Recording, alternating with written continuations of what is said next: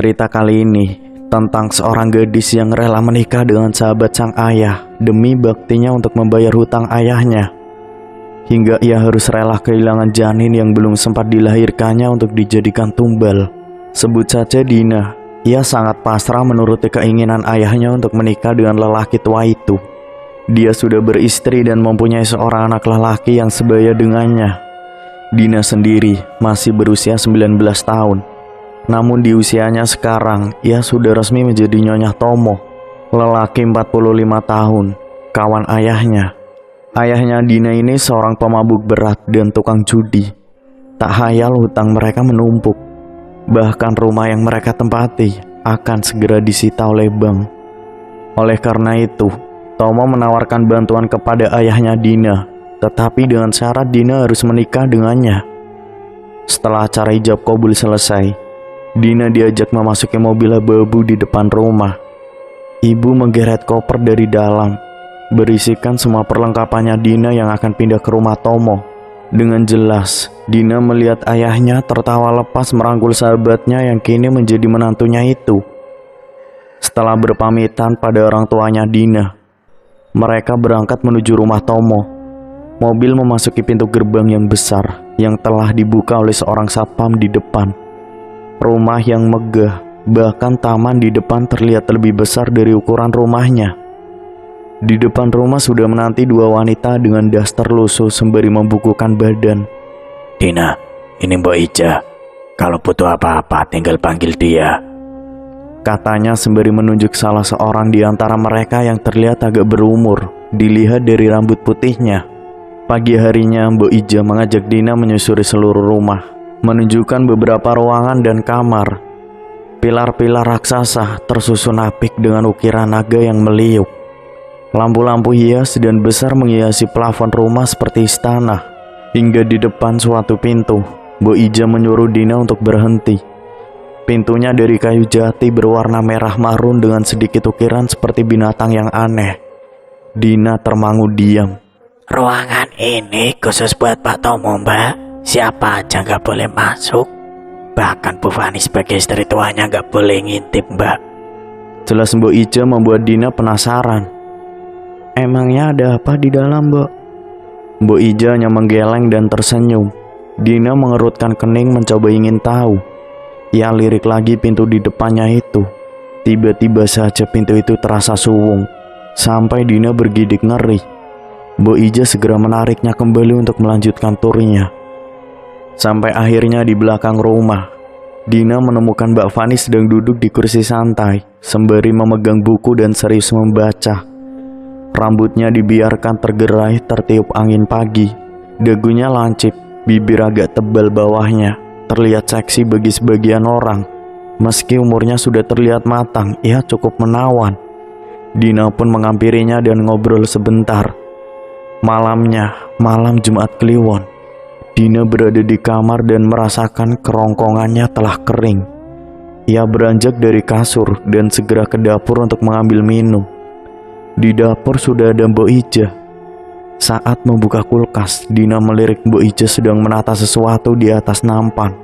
Dina mendekatinya. Ia lihat di atas nampan telah ditata beberapa kembang yang dimasukkan dalam mangkok berisi air, jajanan pasar, dan kemenyan, juga 3 batang lilin. Buat apa ini, Mbak? Tanya Dina penasaran. Biasa, permintaan Pak Tomo itu, Mbak. Kok aneh-aneh gini sih, Mbak? Mbak Ija segera mengangkat nampan itu, kemudian berlalu meninggalkan dapur. Dina pun mengikutinya dari belakang sambil menjaga jarak. Mbak Ija pun berhenti di depan pintu ruangan terlarang itu, kemudian mengetuknya. Ia tak menunggu pintu terbuka, lalu menaruh nampan itu di bawah depan pintu kemudian berlalu. Selang beberapa detik, engsel pintunya bergerak. Dina mendapati Mas Tomo membuka pintu dengan telanjang dada, menunjukkan perut buncitnya. Ia hanya memakai celana pendek hitam saja. Dengan segera mengambil nampan itu dan kembali masuk dan menguncinya. Gak usah penasaran, ucap seseorang di belakang mengagetkannya. Dina menoleh menemukan Mbak Fani di sana. Jangan pakai tanya, Mas Tomo di situ ngapain? Anggap saja gak ada apa-apa. Dina hanya mengangguk. Meski penasaran, ia berusaha tak menghiraukannya dan segera masuk ke kamar kembali. Singkat cerita, sudah 3 bulan Dina berada di rumah ini. Tak pernah ia melihat Mas Tomo tidur di kamar Mbak Fani. Hampir tiap bulan, Mas Tomo dan Mbak Fani bertanya apa Dina sudah hamil. Hingga suatu hari, siklus bulanan Dina terhenti. Sebenarnya Dina tak pernah menginginkan adanya bayi dalam pernikahan paksa itu. Tapi semua sudah terjadi. Mana mungkin Dina menolaknya. Minggu kedua Mas Tomo baru menyadarinya. Karena sewajarnya suami istri pasti tahu saat istri tetap suci dan beribadah. Hari itu juga Mbak Fani mengajak Dina ke rumah sakit untuk USG memastikan. Saat USG, dokter menjelaskan bahwa kandungannya sudah berumur 3 minggu. Seketika Dina luluh saat menatap benihnya sendiri di layar USG. Hampir setiap malam Jumat Kliwon, Mbok Ija selalu menaruh nampan di depan pintu itu. Ingin sekali Dina melihat ada apa di dalamnya. Akan tetapi melihat pintunya saja nyalinya sudah menciut. Takut akan sesuatu yang entah apa. Dina bertanya pada Mbok Ija kenapa Mas Tomo hanya mempunyai 1 anak, sedangkan sebelumnya ia mempunyai istri lain. Ia bercerita bahwa dulu Mbak Tini sudah pernah mengandung sebanyak 3 kali dan semuanya hilang. Begitu pula Mbak Fani. Katanya juga 4 kali mengandung, tapi yang berhasil lahir cuma Dika saja. Hilang gimana sih Mbok? Keguguran gitu? Ya udah hilang, gitu aja Mbak.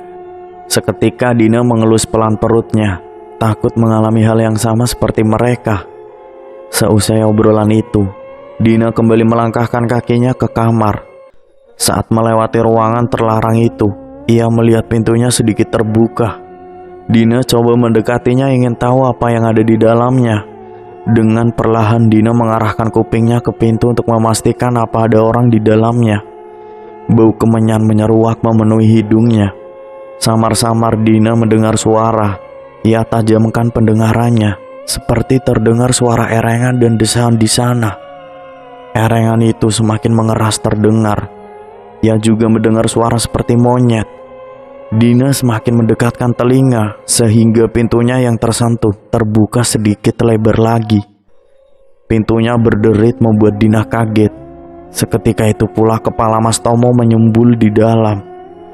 Ngapain kamu ini? Tanyanya dengan nada meninggi. Dina beringsut mundur dan menundukkan kepala. Aku tidak sengaja, Mas. Jangan sekali-kali kamu pengen tahu di sini ada apa. Bukan urusanmu. Dina gemeteran karena selama di rumah itu belum pernah sama sekali Mas Tomo membentaknya. Singkat cerita, kehamilannya Dina sudah hampir memasuki usia 7 bulan. Semenjak bulan keempat, Dina sudah ikhlas menerima karunia dalam rahimnya itu. Pagi itu semua orang yang berada di rumah disibukkan dengan acara memasak. Seharian itu pun Mas Tomo berada dalam kamar pribadinya itu. Biasanya dia akan ke sana waktu malam hari, tapi kali ini tidak.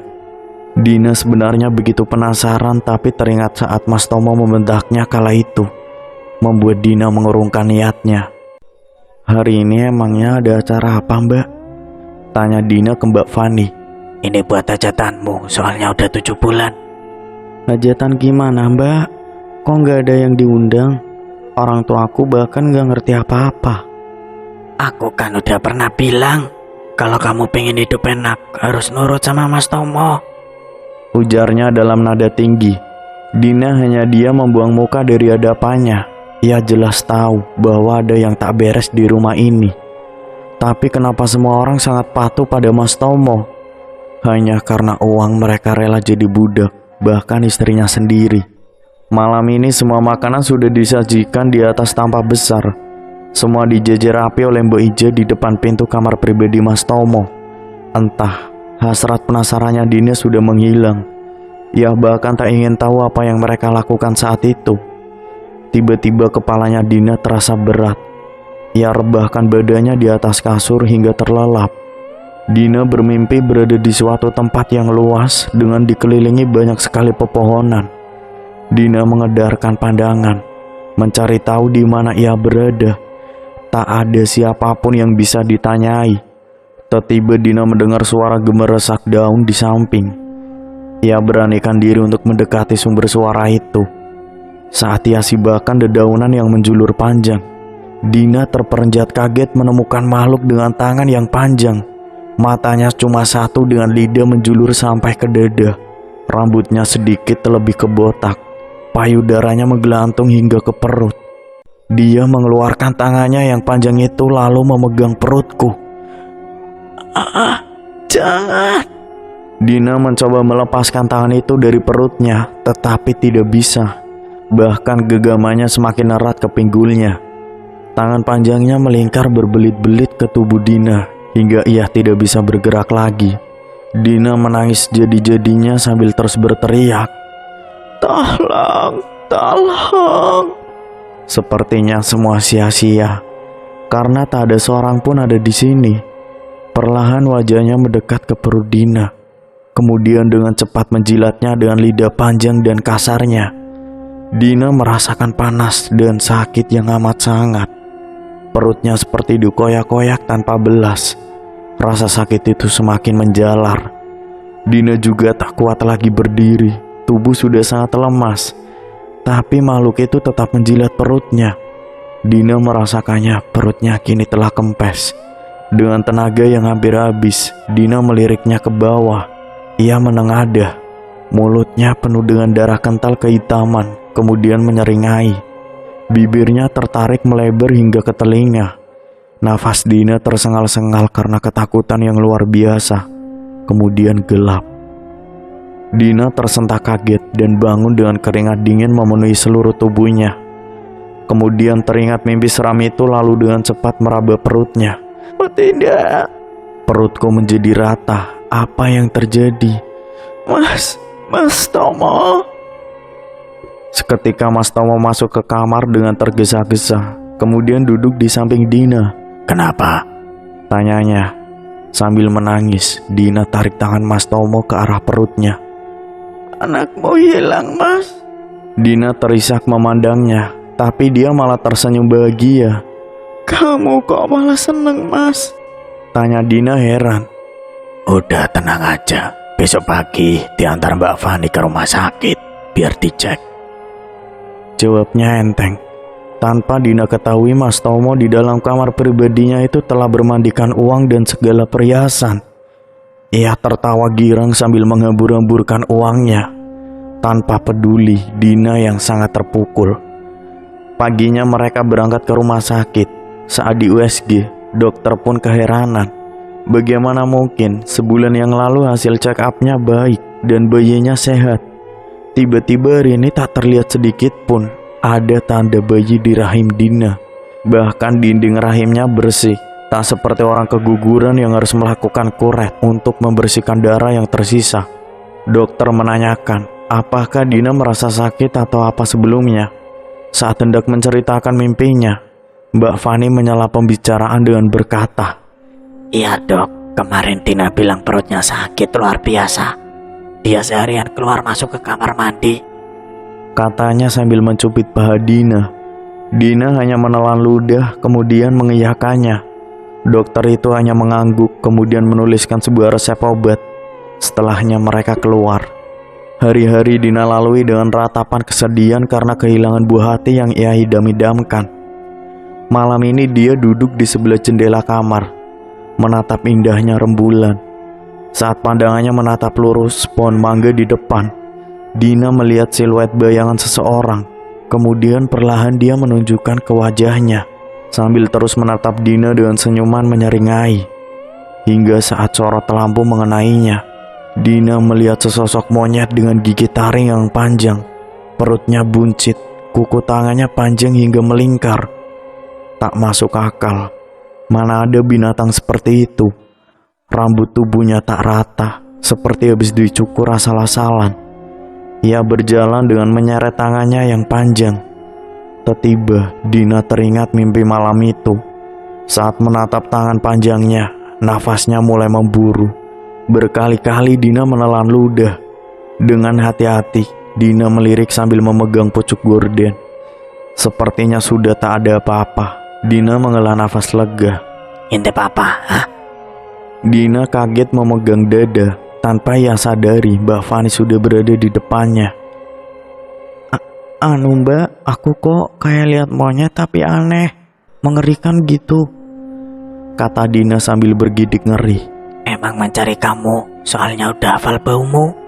Jawabnya enteng seperti sudah tahu saja. Maksudnya Mbak? Tanya Dina kebingungan. Itu adalah istrinya Mas Tomo yang ada di dalam kamar itu. Tiap Mas Tomo mau punya bayi pasti diserahkan ke monyet itu buat tumbal kalau umurnya sudah sampai 7 bulan. Gantinya ya pasti kekayaan dan kejayaan ini semua. Makhluk yang kamu temui itu, di mimpi itu ya wujud aslinya monyet itu. Dia pasti hafal baumu, jadi pasti ketagihan lagi. Dina menutup mulutnya tak percaya. Jadi Mas Tomo di dalam kamar itu buat melayani monyet itu? Mbak Fani mengangguk. Loh tapi Dika Mbak. Mbak Fani pun menjelaskan bahwa saat itu Mbak Tini, istri pertamanya yang akan hamil anak ketiga, ingin punya bayi. Ia rela menyuruh suaminya menikah lagi agar anaknya bisa hidup dan menumbalkan anak Mbak Fani saja.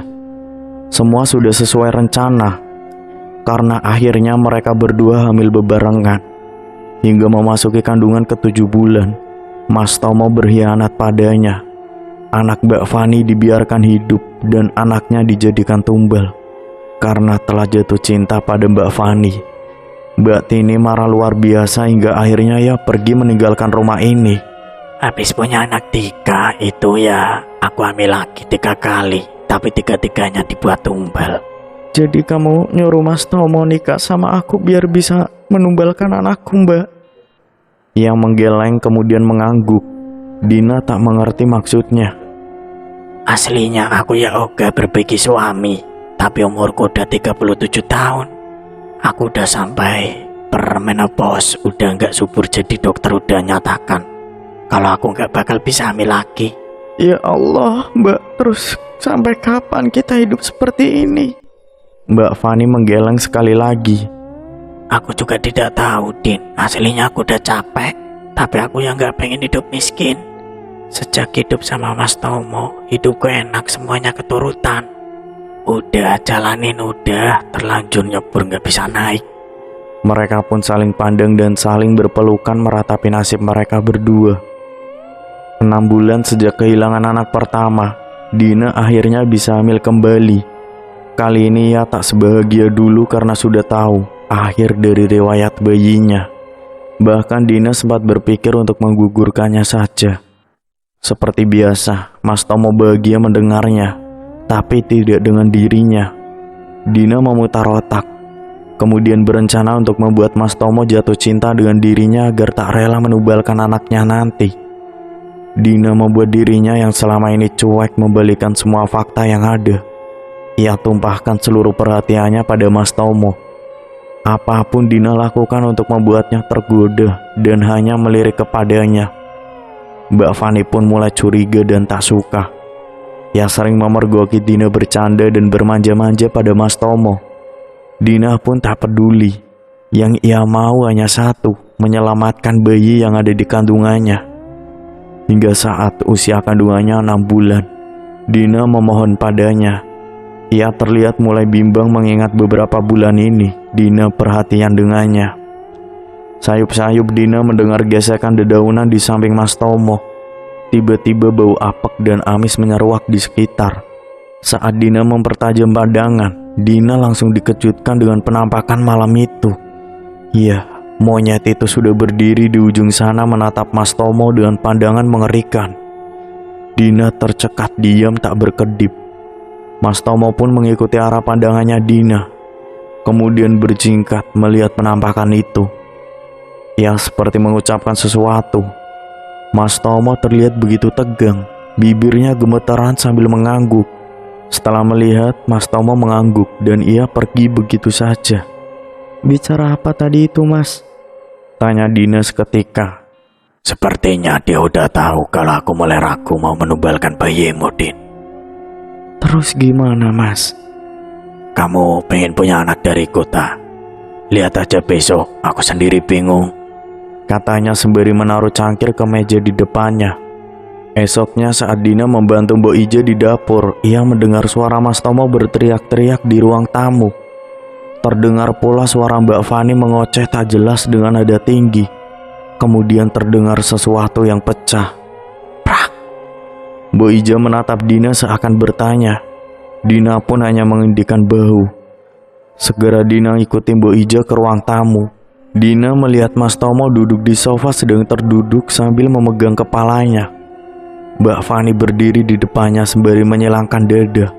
Saat melihat Dina, dengan segera ia menyambar rambut dan menjambaknya. Ini akibat perbuatanmu. Kurang enak apa kamu di sini, Din? Hah? Dina meringis menahan sakit dan mencoba menarik tangan Mbak Fani agar melepas rambutnya. Mas Tomo hanya diam memandang mereka. Aku salah apa, Mbak? Tanya Dina sambil terus menahan kesakitan. Gara-gara kamu semua buat Mas Tomo ragu menumbalkan bayinya. Sekarang pekerjaan Mas Tomo kacau. Monyet itu gak main-main. Dia bakal menghabiskan bersih harta kita kalau gak nurut sama dia. Jawabnya berapi-api. Mas Tomo berdiri kemudian menarik tangan Mbak Fani yang melepaskannya. Dina lega sambil terus meringis. Rasanya udah mau jebol semua rambut dari akarnya. Gak usah menyalahkan dia. Harusnya kamu mikir siapa yang membuat dia masuk ke rumah ini. Kamu kan yang minta. Sekarang jangan salahkan aku kalau sampai tertarik madu ini. Jawabnya lugas, bagaikan tersambar petir di siang bolong. Mbak Fani terdiam mendengar ucapan suaminya. Mbak Fani menjatuhkan dirinya ke lantai, lemas. Ia terdiam menatap lantai dengan pandangan kosong. Mas Tomo tak memperdulikannya dan segera pergi meninggalkan mereka. Mbok Ija segera mendekati mereka, meraih Mbak Fani untuk berdiri kemudian mendudukannya di sofa. Singkat cerita, malam ini Dina tidur di rumah orang tuanya dengan perasaan gelisah. Entah apa yang terjadi, tubuhnya berasa panas dan begitu gerah. Apa mungkin ia sudah terbiasa tidur di rumah Mas Tomo yang ber-AC, sedangkan di rumah orang tuanya hanya ada kipas kecil di atas meja. Ngapain sih, Nak? Nggak bisa tidur, Bu, gerah banget, jawab Dina sembari terus mengibaskan daster. Orang kalau hamil besar ya emang gitu kan? Apa kamu kepikiran sama Mas Tomo? Secepatnya Dina menjawab, Ibu kok gitu sih? Ibu malah tersenyum lalu berdiri dan segera membuka sedikit jendela kamar. Kamu kan udah lama hidup bareng Mas Tomo. Meski awalnya cuma pernikahan paksa, tapi buktinya kamu bisa hamil udah kedua kalinya lagi. Jelas kan, mulai ada rasa meski sedikit. Tiba-tiba perutnya terasa panas dan kaku. Dina berusaha menahannya tapi tetap terasa. Aduh, Bu, panas ini perutku. Aduh. Seketika ibu panik. Bu, semakin panas. Panas banget ini, Bu. Sumpah panas banget, Bu. Dina terus berteriak sambil menahan sakit. Kemudian secepatnya ia berlari ke dapur mengambil es dan kain. Segera ia menyibak dasternya dan mengeleskannya perlahan. Tiba-tiba Dina melihat di luar jendela monyet itu melihatnya dengan tatapan dendam. Dina pun terperenjat kaget. Tangannya yang panjang ingin segera menariknya, tapi seperti ada yang menahannya. Bahkan jari-jari itu tak dapat menembus jendela yang terbuka. Itu Bu, monyet itu di situ. Dina menunjuk jendela sambil terus meracau sakit. Ibu menoleh sambil selingkuhkan ia mengendarkan pandangan. Mana sih, Nak? Ibu gak lihat apa-apa. Gigi taringnya yang panjang seolah siap menerkamnya. Ia berusaha masuk dan memaksa tubuhnya, tetapi tidak bisa. Dengan segera ibu mengusap perutnya Dina lebih pelan dan pasti, sambil membaca beberapa ayat dan bacaan yang entah apa. Dina melihat monyet itu semakin merasa kesulitan dan kesakitan. Tubuhnya melemah. Ia semakin menunduk ketika ibu lebih mengeraskan bacaannya. Selang beberapa menit, rasa panas di perutnya sudah mulai menghilang. Dan monyet itu pun sudah tidak ada. Segera Dina peluk erat tubuh ibunya sembari menangis di pundaknya. Dina sangat bersyukur berada di rumah ini, karena bayi yang seharusnya hari ini hilang masih tetap ada dalam perutnya. Namun satu yang mengganjal, bagaimana nasib Mas Tomo? Di malam yang sama sebelum kejadian di kamar, Mas Tomo memulai ritual dan telah mempersiapkan segala makanan dan kebutuhan pesugihannya. Ia merasa bimbang karena Dina tak ada di rumah, dan sejak awal sudah mulai ragu mau menumbalkan anaknya. Akan tetapi, ia tetap melaksanakan kewajibannya demi semua kekayaan dan kejayaan. Ia duduk bersila di depan tampah besar dengan berbagai bunga dan jajanan pasar, lilin dan kemenyan telah ia nyalakan. Asap putih mengepul memenuhi ruangan. Setelah mengucapkan beberapa mantra pemanggil, monyet itu datang dengan wujud yang cantik. Tidak seperti malam saat Dina dan Mas Tomo bertemu dengannya di belakang rumah. Jelas Mas Tomo terkaget karena setiap hari yang dilihatnya justru pemandangan seperti ini. Kulitnya putih mulus, wajah lancip, hidung bangir dan bibir tipis merah sempurna. Rambutnya hitam mengkilat panjang dan begitu harum. Tubuhnya hanya berbalut kain panjang hitam tipis saja. Tomo tersenyum nakal. Inilah yang dirindukannya tiap malam. Tomo selalu siap melayani dan memuaskannya. Sembah sujud Jayandoro Putri, katanya sembari sujud di hadapan istri gaibnya itu. Ampun Doro, Dina sudah tahu kalau bayinya mau ditumbalkan, jadi dia pulang ke rumah orang tuanya. Kamu mau bohongi aku, ha? Saat Mas Tomo mengintip dari balik sujudnya, ia gemetar bukan main. Karena untuk pertama kalinya ia melihat monyet itu dalam bentuk aslinya. Wajahnya yang ayu tiba-tiba berubah menjadi mengerikan. Bau yang wangi tiba-tiba berubah amis dan apek, khas binatang buas. Ia terduduk lemas, hampir tak kuat menopang tubuhnya sendiri. Nafasnya tersengal-sengal tak beraturan. Tangan lembut Doro Putri berubah menjadi panjang, keriput dan begitu kasar. Kuku-kukunya bergemeletak saat diayunkan menuju leher Tomo. Ia tercekat tak bisa bernafas. Bahkan untuk mengeluarkan suara saja, ia tidak bisa. Makhluk bermata satu ini membuat Tomo kehilangan kesadaran. Perlahan pandangannya kabur, samar dan hilang. Ia terbangun melihat keadaan kamar yang sudah dipenuhi uang dan segala perhiasan. Tomo tersenyum bahagia. Jelas dalam pikirannya Doro Putri sudah berhasil mengambil janin Dina. Tiba-tiba suara gedoran pintu membuyarkan lamunannya.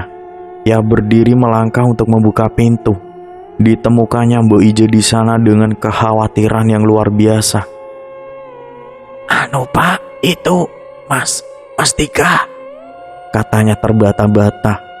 Segera Mbak Ijo melangkah cepat menuju kamar Dika.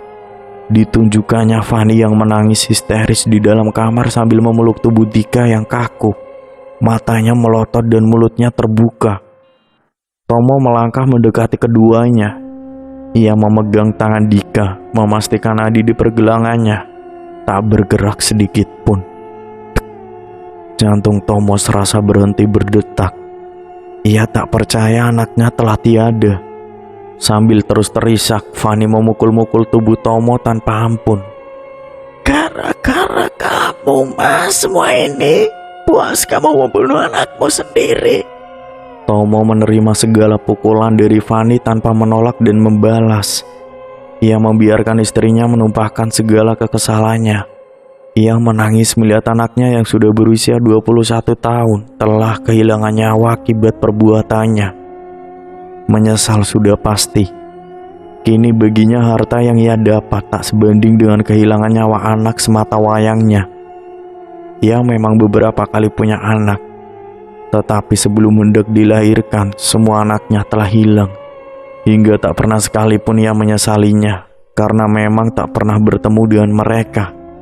Tapi kini lain ceritanya. Anak yang selama puluhan tahun menemaninya telah direnggut paksa, tanpa belas kasih. Sungguh tak pernah ia merasakan yang sesakit ini. Mungkin ini yang dirasakan Tini, Fani, bahkan Dina saat kehilangan janin yang menemani mereka selama 7 bulan. Air mata Tomo tumpah ruah dalam pelukannya di tubuh Dika. Ia menangis jadi-jadinya. Fani yang sudah lelah memukul kemudian ikut menghambur saling berpeluk pada tubuh kaku Dika. Cerita sebelumnya saat Tomo pingsan akibat dicekik Doro Putri, sang monyet segera pergi mencari bau janin Dian. Ia menemukan Dian di rumah orang tuanya. Ketika mencoba mengambilnya, tangannya tak dapat menjangkau. Karena memang rumah itu bukan daerah kekuasaannya. Ada makhluk lain di dalamnya yang menahan keinginannya. Ditambah lagi bacaan-bacaan yang dibaca ibunya, Dian membuat sang monyet tak bisa bergerak. Segera ia kembali ke rumah. Di rumah, ia melihat Dika yang saat itu sedang berada di kamar bersama dua orang temannya. Sesaat ia terdiam, seakan lupa bahwa Tomo masih mempunyai anak yang lain. Ia mulai mendekat dan mengendus menikmati bau Dika. Mereka sedang asik bermain game. Kedua temannya saling menghujat sambil memegang stick game. Sedangkan Dika berada di sebelahnya memainkan jejet. Segera sang monyet menghampirinya, menatap lekat-lekat dan berada di depan Dika. Dika tersentak kaget, tapi dengan segera sang monyet mencekik lehernya. Ia tak bisa bersuara, lalu tangan panjang monyet melingkari tubuhnya hingga ia tak dapat bergerak. Ia mencoba memberi isyarat teman-temannya, namun tak bisa. Kedua temannya tak menyadari apa yang telah terjadi pada kawannya itu. Sang monyet membuat mulutnya terbuka. Dengan segera lidah panjang dan kasar, sang monyet masuk ke dalam mulutnya, menyelusup masuk hingga ke dalam perutnya, mengoyak habis semua isi perut dan organ dalamnya. Dika hanya bisa melotot menahan sakit yang luar biasa. Sesaat, salah seorang kawannya menoleh melihat Dika yang hanya bisa melirikkan matanya ke kiri dan ke kanan. "Kamu ini kenapa sih, Dik?" tanya salah satunya. Lalu teman yang satunya lagi menggoyangkan tubuh Dika. Tetapi Dika tak bergerak sedikit pun. Mulutnya tetap terbuka, kepalanya sedikit naik seperti menahan sesuatu. Matanya terus bergerak seperti ingin menunjukkan sesuatu. Namun sia-sia. Kedua temannya seperti tak bisa melihat penampakan makhluk mengerikan di depan Dika itu. Mereka pun ketakutan dan dengan segera berlari keluar kamar mencari bantuan. Saat Fanny mengetahuinya, dengan segera ia masuk ke kamar Dika. Ia melihat sang monyet meloncat keluar lewat jendela. Fanny berteriak histeris, kemudian mendekati Dika. Namun semua sudah terlambat. Tubuh Dika sudah pucat dan kaku. Matanya melotot dan mulutnya terbuka, seperti habis kehilangan banyak darah. Ia memeluknya dengan penuh penyesalan, berteriak memanggil-manggil nama Dika. Tangisannya sungguh menyayat hati. Kedua teman Dika dan Bo Ija hanya bisa memandang mereka berdua, ikut hanyut dan menangis dalam kesedihan yang luar biasa.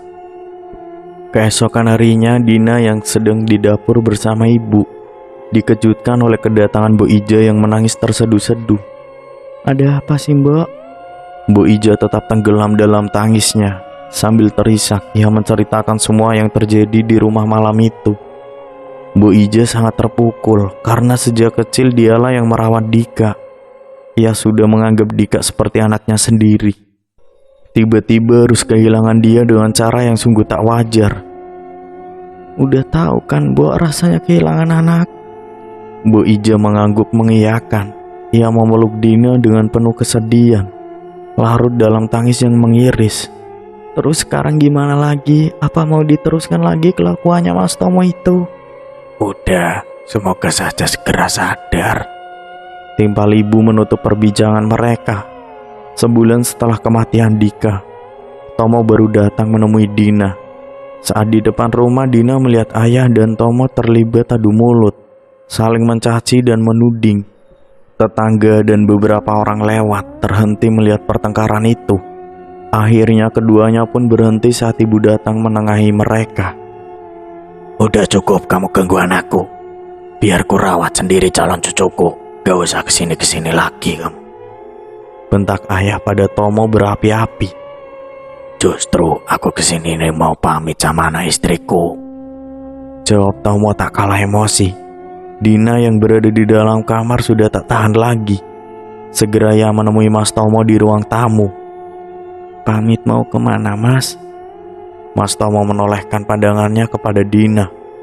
Seketika ia langsung meraih tangannya dan menggenggamnya erat. "Aku titip anakku ya, tolong dirawat yang baik. bakal tak akhiri semuanya nanti malam. Dina mengernyitkan dahi. Katamu gak ada cara buat mengakhiri. Ia tersenyum. Ada cara terakhir, lihat saja nanti malam ya. Setelahnya ia meminta maaf pada ayah dan ibu. Ia terlihat benar-benar menyesali dan sangat terpukul karena kehilangan Dika. Ia berpamitan sembari berlinangan air mata. Berulang kali ia berkata untuk titip dan menjaga anakku kelak. Dina jadi merasa tertegun dan kasihan. Entah seakan-akan ia akan pergi jauh dan tak akan kembali. Tengah malam, Tomo sudah melakukan ritual pemanggilan seperti saat malam pesugihan waktu itu. Lama ia menanti, tapi sang monyet Doro Putri yang juga belum datang. Di rumah Dina merasa gelisah, entah tiba-tiba kepikiran Mas Tomo. Padahal ia tak pernah sekalipun mencintainya. Dina seperti merasa takut akan sesuatu, memikirkan cara apa yang akan ditempuh Mas Tomo untuk mengakhiri pesugihannya. Dina mencoba menghubunginya, tetapi hanya nada dengung yang akan didapatkan. Berkali-kali kuulang tetap sama. Akhirnya ia coba mengetik chat untuk Mbak Fani.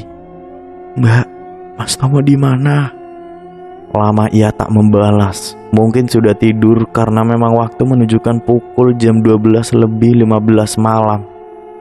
Dina melirik ponselnya berkali-kali, tetap tak ada jawaban. Hingga ia merasakan kantuk.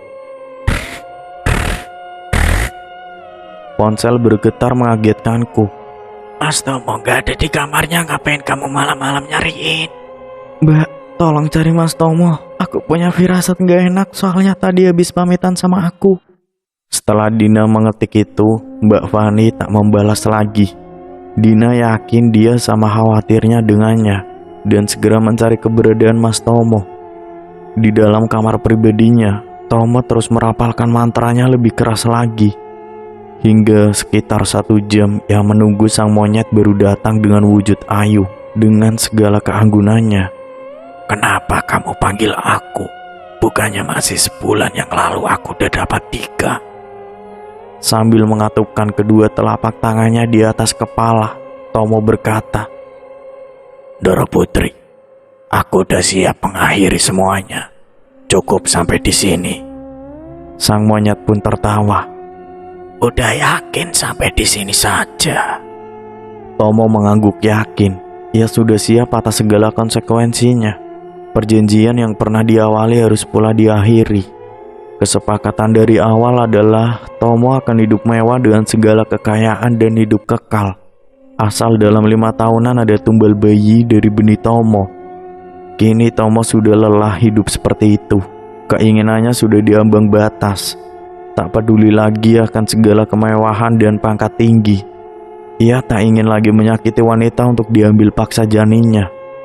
Kematian dirinya adalah tutup dari perjanjian itu. Dia harus rela menyerahkan roh. Iya, untuk menjadi pengikut setia dan abadi dari sang monyet. Mendekatlah, ucap sang monyet. Segera Tomo berjalan dengan menggunakan lututnya mendekat ke hadapan Doro Putri. Saat sudah tepat berada di depannya, Doro Putri memegang kepala Tomo. Kemudian merubah wujudnya menjadi makhluk mengerikan itu. Tomo sudah tak lagi merasakan ketakutan. Ia hanya diam menatap istri gaibnya, menampakkan wujud aslinya. Tangan yang memegang kepalanya seketika memanjang. Demikian pula dengan tubuhnya membesar dan tinggi menjulang hingga hampir menyentuh plafon. Tomo menengadahkan wajahnya, melihat dengan jelas penampakan sosok yang selama ini digaulinya. Sungguh menyeramkan dengan mata satu yang besar, mulut yang lebar, dan taring yang runcing memanjang, seakan siap untuk menerkam dirinya. Berkali-kali ia menelan ludah, namun berusaha tetap tenang apapun yang terjadi. Tomo, mulai detik ini aku terakhir melihat wajahmu. Setelah ini rohmu harus jadi pengikutku yang abadi. Demi janin yang kau tumbalkan, ku ambil rohmu dari jasadnya yang sudah menjadi hakku. Ucap sang monyet jelas dan lugas. Seketika kepalanya seolah ditarik secara paksa. Ia berteriak kencang, karena merasakan sakit yang teramat sangat. Perlahan tubuhnya seperti mulai mati rasa. Dari ujung kaki kemudian merambat ke atas secara perlahan dan pasti. Panas dan sungguh perih seperti kulit yang terkelupas dari dagingnya. Ia terus berteriak dan meronta sekuat tenaga. Tetapi tangan sang monyet semakin mencengkeram erat kepalanya.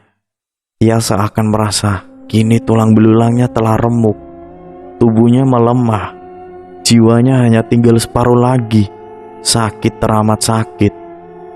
Darahnya seperti diperas lalu dipompa ke atas. Seakan panas menjalari seluruh tubuh. Ia melihat mengungkapkan rasa sakitnya yang teramat menyayat. Hingga saat detik terakhir, ia melihat Fanny membuka paksa pintu kamarnya. Fanny berlari ke arahnya sembari berteriak memanggil-manggil namanya. Namun semua sudah berakhir. Tubuh Tomo ambruk dengan keadaan yang mengenaskan. Wajahnya pucat membiru dengan mata melotot seperti kondisi Dika waktu itu. Tubuhnya menyusut dan mengering seperti sudah berumur ratusan tahun. Seakan seluruh isinya disedot dengan paksa. Fanny mengangkat kepala Tomo dan menaruh di pangkuannya. Ia meringis terseduh-seduh. Di peluknya tubuh suaminya yang sudah tak bernyawa itu. Sungguh mengerikan. Tubuh yang gagah dan padat berubah menjadi sedemikian rupa. Ia berteriak sekuat tenaga hingga membangunkan semua orang yang ada di rumahnya. Mbok Ija, Mbak Warni, Pak Satpam, Pak Supir dan tukang kebunnya menghambur masuk mencari tahu apa yang terjadi. Semua berjingkat kaget melihat keadaan majikannya yang mengerikan itu. Tak ada darah sedikit pun, tetapi benar-benar memilukan dan menyayat hati. Keesokan harinya, Dina sudah berada di rumah Mas Tomo untuk ikut mempersiapkan segala kebutuhan pemakamannya. Dina melihat keadaan Mbak Fanny yang masih syok. Banyak sekali orang yang memberikan ucapan belasungkawa padanya. Namun ia hanya diam saja, menatap ke depan dengan tatapan kosong. Ia hanya membiarkan orang yang menyalaminya tanpa mengucap sepatah kata pun. Benar saja, apa yang dialami Mbak Fanny sungguh memilukan. Hanya dalam waktu sebulan ia harus kehilangan 2 orang yang dicintainya. Entah setelahnya ia akan hidup seperti apa dan untuk apa.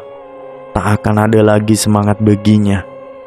Itulah kisah cerita Tomo yang melakukan pesugihan monyet. Semoga dari kisah ini kita bisa ambil hikmah dan pelajarannya. Bagaimanapun keadaan kita, jangan sekali-kali bersekutu dengan jin. Selalu libatkan Allah dalam usahamu. Oke, saya pamit undur diri. Wassalamualaikum warahmatullahi wabarakatuh.